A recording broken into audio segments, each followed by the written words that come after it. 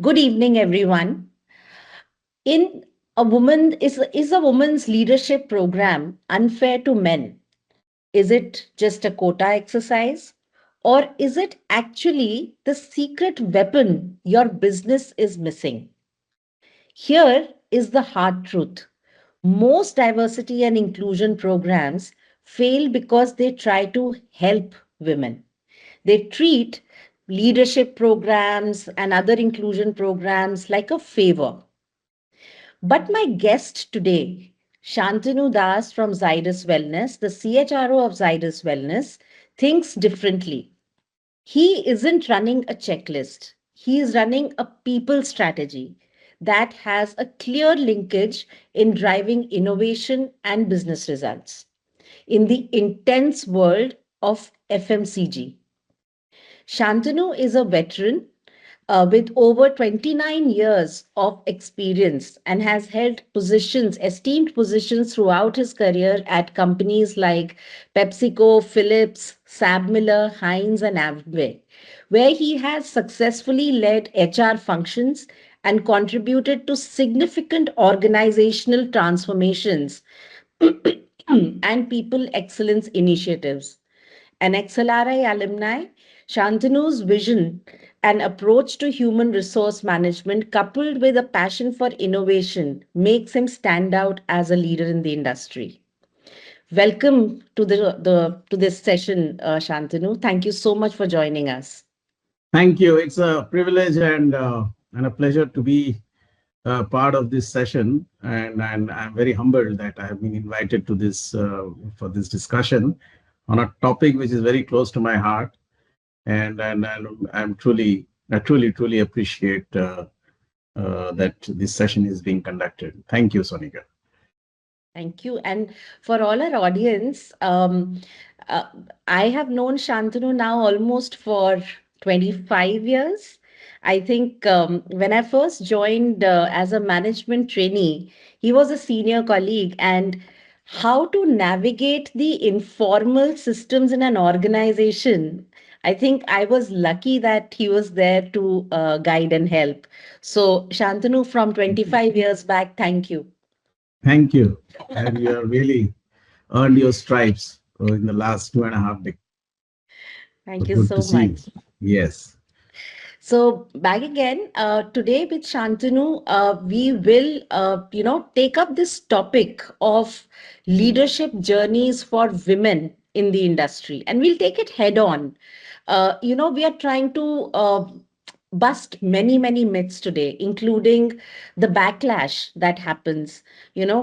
Sometimes women themselves resist these programs, and how do we really build a diverse pipeline that actually works? So, with that, Shantanu, I will dive into my first question. We often hear, I've been consulting now for almost 13 years, and very often diversity, equity, inclusion is seen as an add on or a nice to have. But not just in your current organization, but for a very long time, you've been looking at this topic not as fluff.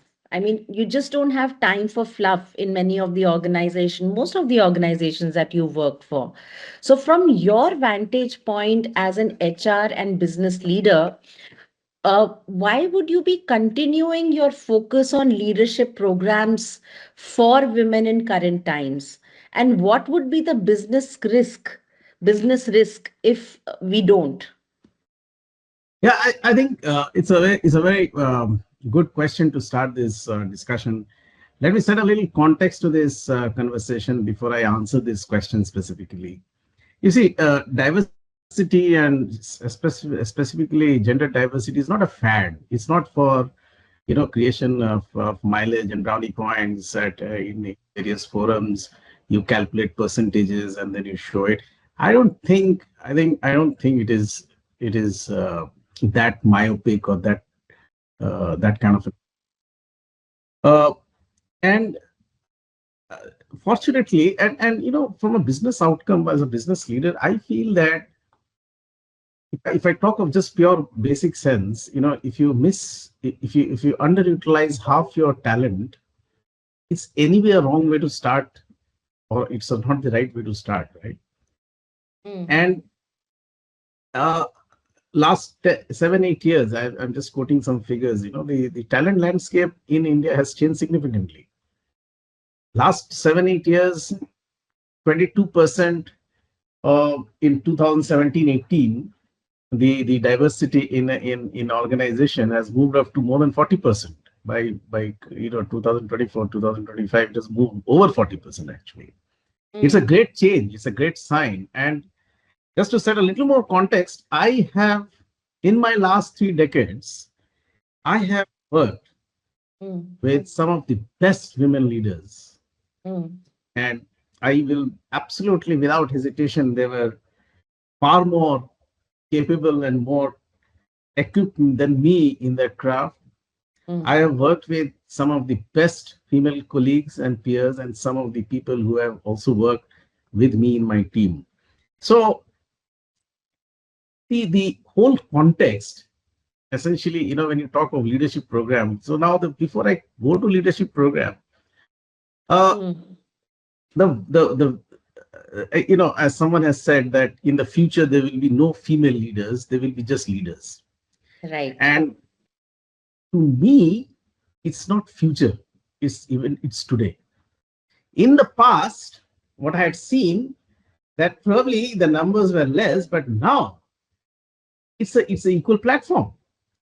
And leadership programs, essentially, now to your point, to the leadership programs, when we have an equal platform, where the value system, where the culture enables a female colleague to generate to build a long career, and we have created a basic assumption of a psychologically safe place to work. I mean, physical is absolutely a given, but even I'm talking of a little more complex piece of psychological Yeah. safety. But Mm. when you have that, when you have leaders Mm. platform, then these leadership programs is a must for the women.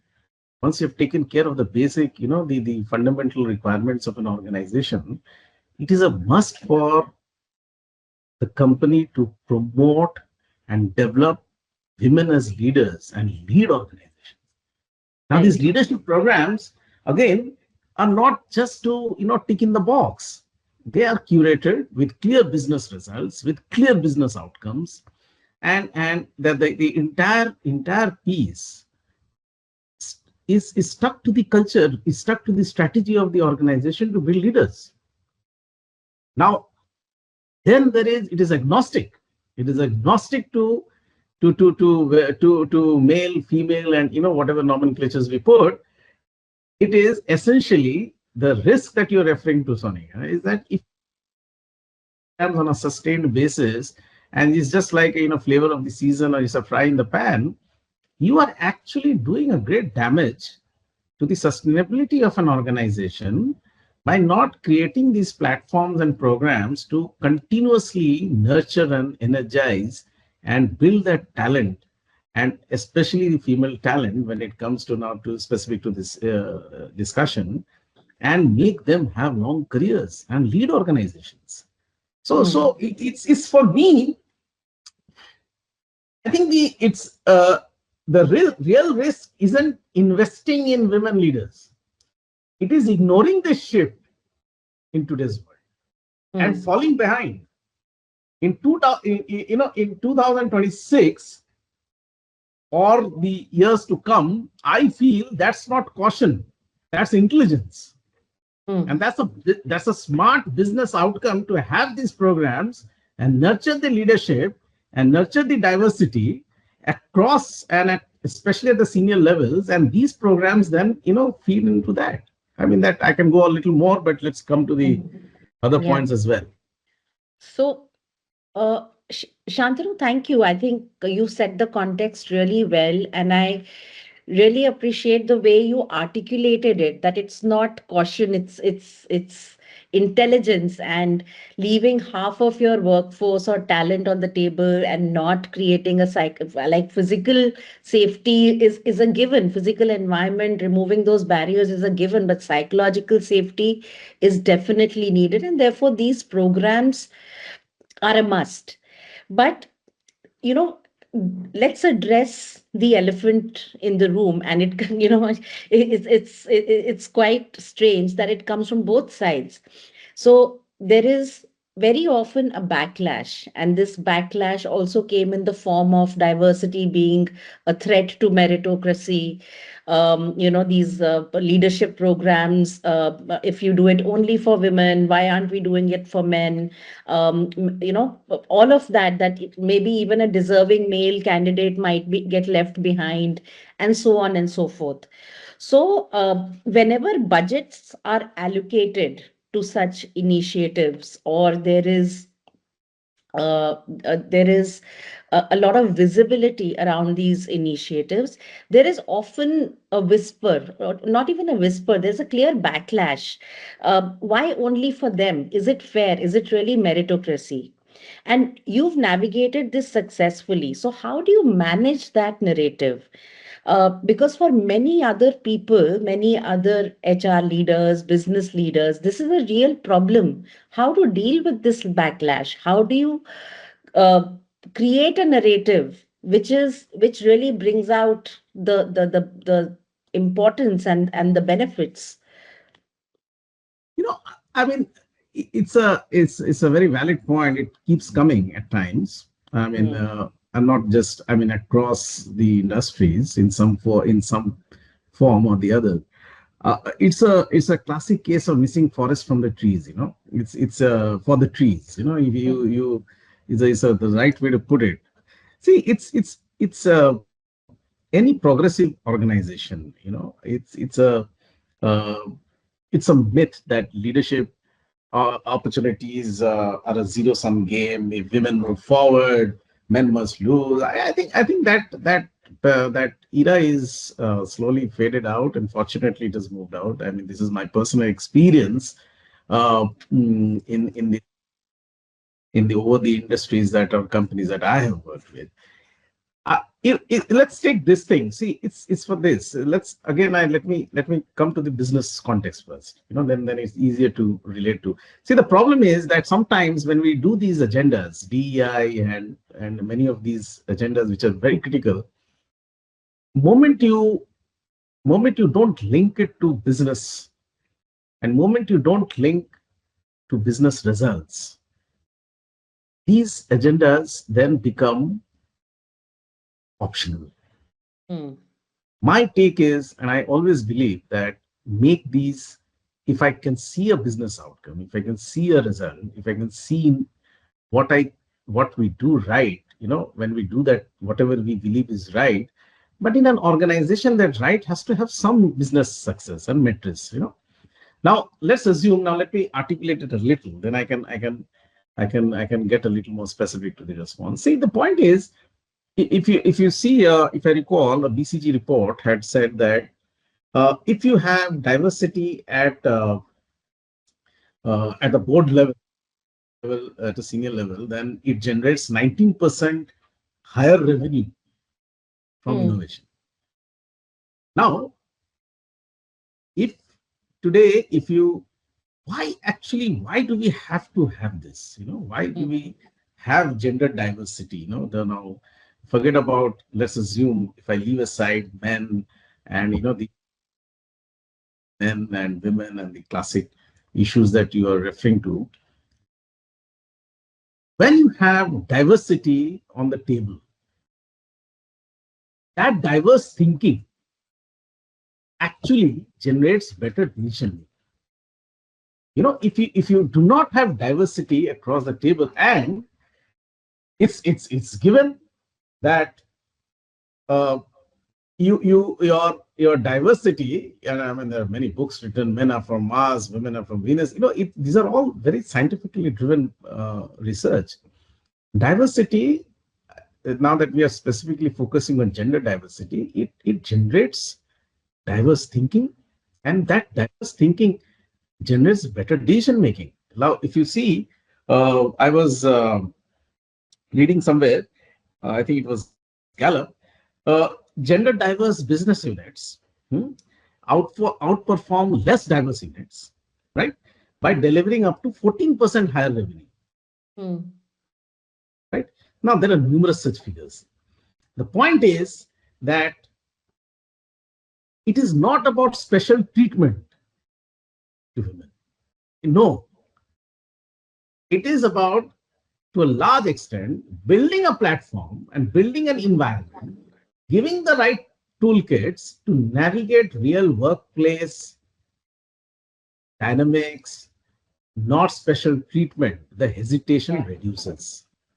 Hmm. It is the difference between working harder in difficult conditions and learning how to work smarter within the system. Now, that system, you get what I'm saying. So when Yes. you build a system, when you build these ecosystem, when you build this entire kind of softer aspects of infrastructure of or making those platforms, then this becomes Hmm. easier for someone to navigate.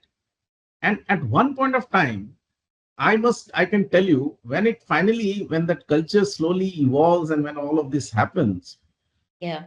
when it comes to the leadership at a board, then there is absolutely no difference. Hmm. Then it is then, and by the way, one more point I think you raised, which I have a very strong view, that diversity is not inversely proportional to meritocracy. Not at all. Higher the diversity, lesser the meritocracy. Not at all. Where no, I have, leaders that I have worked with, and Hmm. all my women colleagues, female colleagues that I have worked with, I have not seen anyone who would be liking a special treatment. No one. No one likes it. No one. Yeah. None of my, all the women whom I have respected and worked with, no one likes special treatment. Yeah. It is an equal platform. Meritocracy, even if I build that platform and even if I make careers happen for women, finally they have to earn their stripes. Finally they have to earn that piece. That's all. But the Absolutely. business outcome is that there is a clear linkage.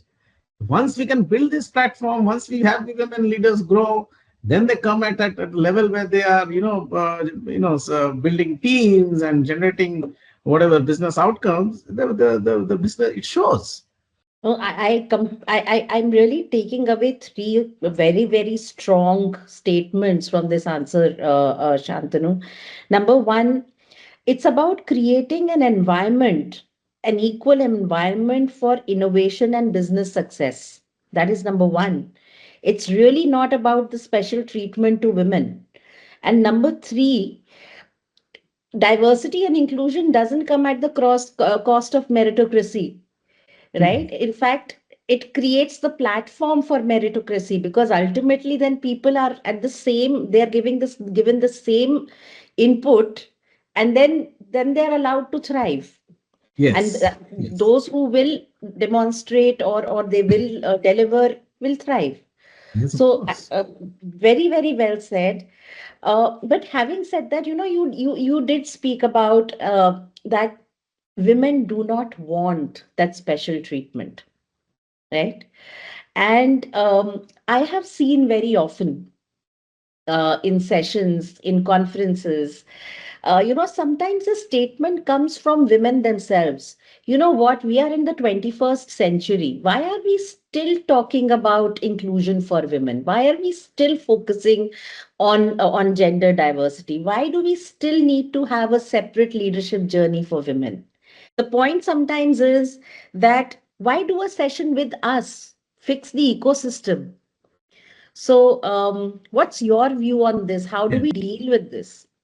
Let me tell you. See, firstly, these leadership programs that you're referring to, they are not feel good. Huh? It's just that you it's a 2-day workshop, then you click a nice group photo and you post it on LinkedIn. I don't think those make sense, and that is not the way I look at these programs. Uh, the architecture on these programs is built around outcomes, not participation, not just participation. It is not about just participating and calling women, a group of women, and attending program, and just then again do all that razzmatazz of putting it into a in media, etc. I think that, I mean, firstly, most of these programs and the majority of these programs are gender agnostic, Mm. right? If I have a 6 months program on leadership, it is gender agnostic. It is a, you get nominated, and whichever level we want to do, we do this, right? Now, to your point, that why do you have to do these specific programs for women, right? That's a very pointed question, and a very valid question. See, what happens at times, and that's a reality, that sometimes when you have these specifically modules, I mean, specifically designed modules for women colleagues, it is essentially where the fact is that there are certain challenges which we face as women employees, which women employees face. And now, when you have a collective, uh, you have people around where you can share your experiences, where you navigate and gain each other's experiences, strengths, and put across some kind of comfort and confidence in yourself, then these curated programs specifically designed for women makes it very, very uh, outcome led. Mm. But in this, again, I mean, if I have shared this with you before as well. See, there has to be, the outcome has to be that how do you build long careers? Now, when you build long careers, then what is it that you need to do today as a leader to build yourself and make yourself established in today's role, in future roles, and then you make long careers. And that is where these curated workshops make a lot of meaning. Because, Mm. see, at the end of the day, I mean, as I said earlier, that maybe 22% has become 40, more than 40%. How do you make it 50? How do you make it 55? How do you make it a point where this is no more getting discussed? Right. So there's still a way to go. And but my only submission is that don't do these sessions with just for creating a mileage, that that we are being gender sensitive. Not at all. It is Mm. essentially where we are leveraging each other's strengths, we are looking at each other's challenges, we are looking at each other's opportunities. And yes, because a women may go through a life cycle where it may become a little difficult, and we all have women at our places, we all know what it is. And that is where a sum total of all these outcomes and interventions will make a little more better place Mm. culturally and even otherwise Mm. for women to make their careers. That's I mean, I have no doubt in my mind that how important these programs are. Just one Mm. last point. So see, the last point on this is, the when does a woman hesitate to come to this session? The point that you were making. When you make it feel very special that you are what you are, and hence this program, then even I would like to be very hesitant to attend that. Mm. But when I say that, okay, here you have joined, here you have your own way of looking at life, and your life cycle goes through one pattern. We are here to help you build a career, and we are here to build that platform and the overall architecture to make people grow. Then I don't see any hesitation in any. Lovely. So, what I hear you say is that when So there are two parts to it. One is that there are certain business KPIs, business results, which are getting driven through these programs. That is how we control the narrative from the organization, from the rest of the population. That's one. And second, when it comes to women, it's really about making them also understand that there are life stage challenges which come as you grow in your careers. And this program is essentially to help you or enable you drive your success through those life stages, if I've Yes, understood you correctly. absolutely. And yeah, of course, I mean, that's the point. And it is just not these one-off exercises and interventions. Then there are Mm, series of other interventions and there are series of other pieces that we do, which overall makes it a place where we can build careers and where we can do our role better. right. It is just not training programs. It's not these programs. You have to review your policies. You have to make your and it's just not about ensuring statutes are complied. Not at all. I mean, that is given. It is beyond. It is like providing that environment, appreciating the issues that one goes through, and then building it on and building those platforms that people feel, women employees feel psychologically safe, and they are having that motivation to work, they are having that motivation to inspire themselves. And these curated programs where a group of women sit together, then each other's positivity builds overall positivity. Mm, right. So, Shantanu, it makes absolute sense. But if you had to give our audience, there will be CEOs, HR leaders, managers, one hard-nosed business argument or maybe some KPIs or outcomes that they would need to take this seriously today, Hmm. what would that be?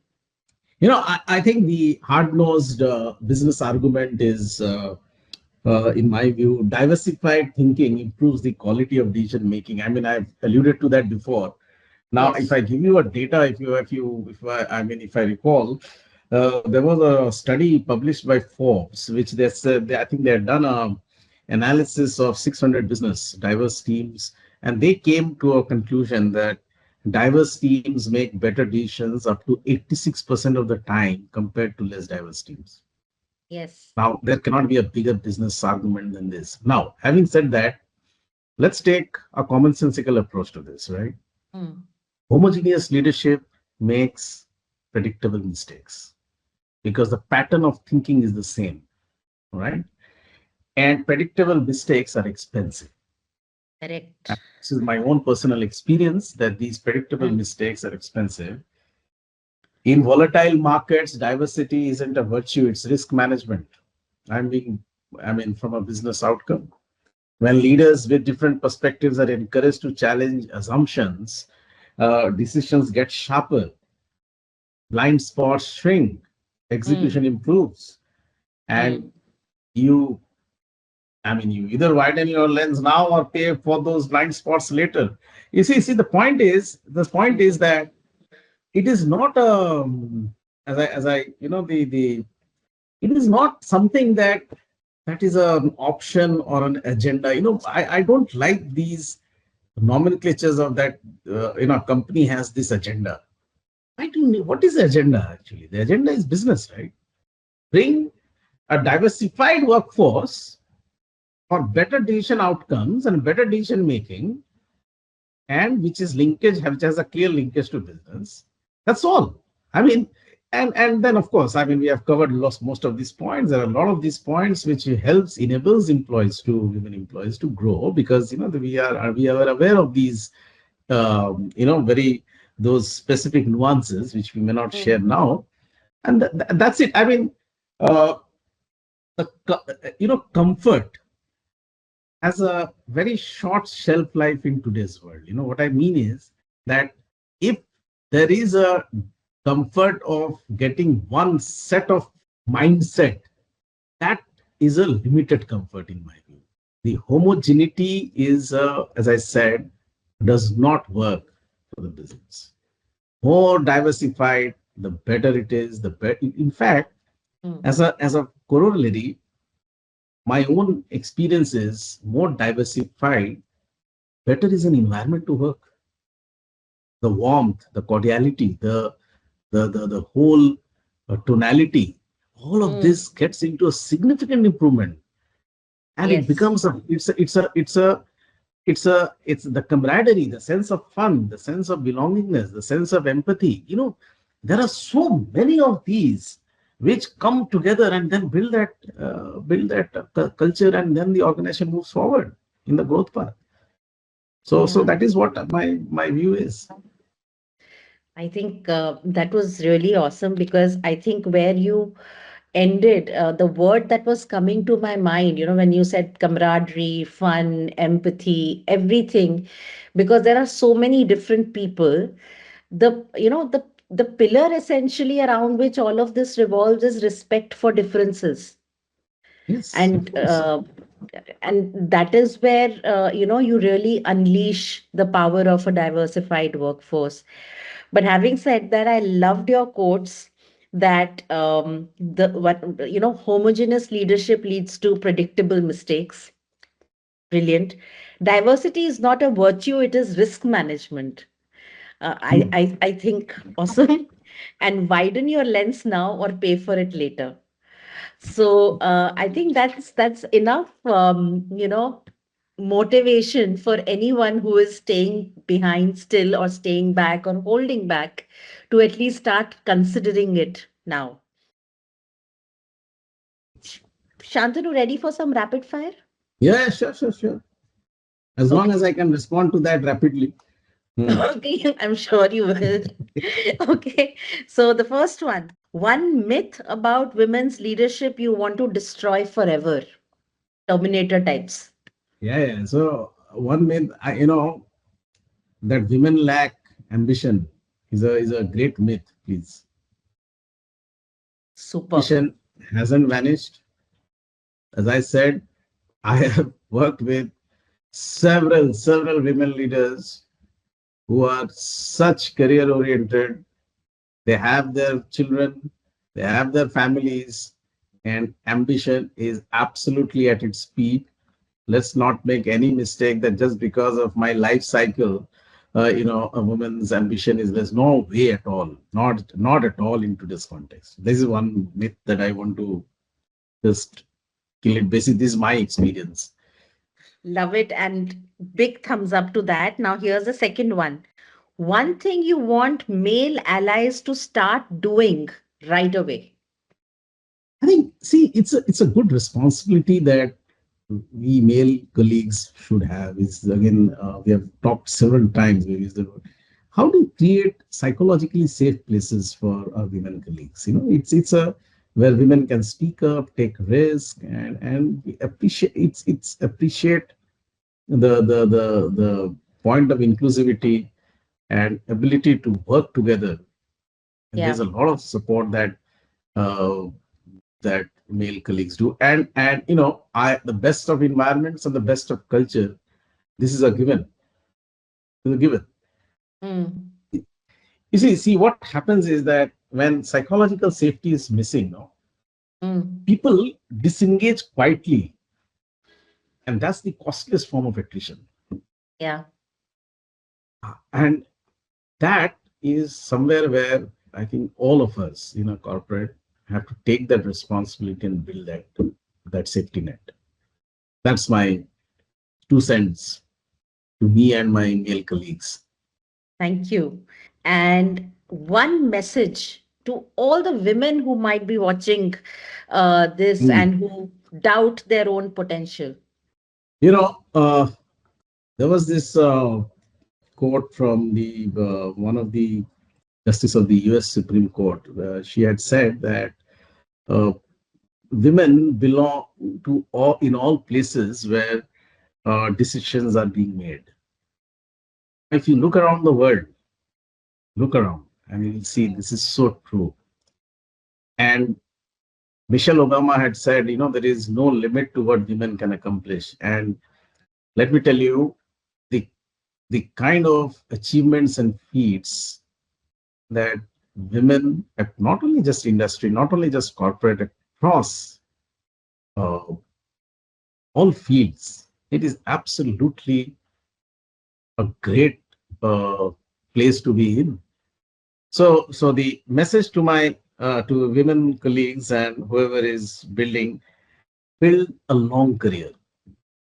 Don't give up because of short-term issues and limitations. Build a long career and get inspired by women leaders, whoever you want to. But one thing common in all of them, all of these leaders who have grown and who we know, one thing is common: their resilience is very high. Build that resilience, build that strength, and as I said, there's no limit. And I'm a great believer that it is a place where it's a place, the world is a place for all. So it's not just for one or two, it's place for all. That's all I have to say on this question. Thank you so much, Shantanu. There's one thing that I often say to my participants is that our career is not a 100-meter sprint. It's a marathon that runs for 40 years. So, like you said, don't get swayed or demotivated by short-term challenges. They will come, but let's build long careers. So, extremely mm, uh, motivated by our conversation today. Systemic barriers do require systemic solutions, and I do believe that uh, programs, journeys, leadership journeys, developmental journeys are a part of that systemic solution. And I think, Shantanu, today, what you've shared by linking it to business outcomes, by linking it to psychological safety, decision making, I think you've made it very clear that these systemic solutions, these interventions, they are not just, you know, a good to do, they are business imperative. So, thank you once again for making time for today's conversation. Really walking away with a lot of wonderful quotes and insights. So, thank you everyone for watching in. Thank you, Shantanu, for coming. And I am Sonika Aaron from Marching Sheep. Keep marching. Thank you, and wish Marching Sheep and you of all the very best. Keep shining, keep moving. Thank you. Thank you so much. Thank you.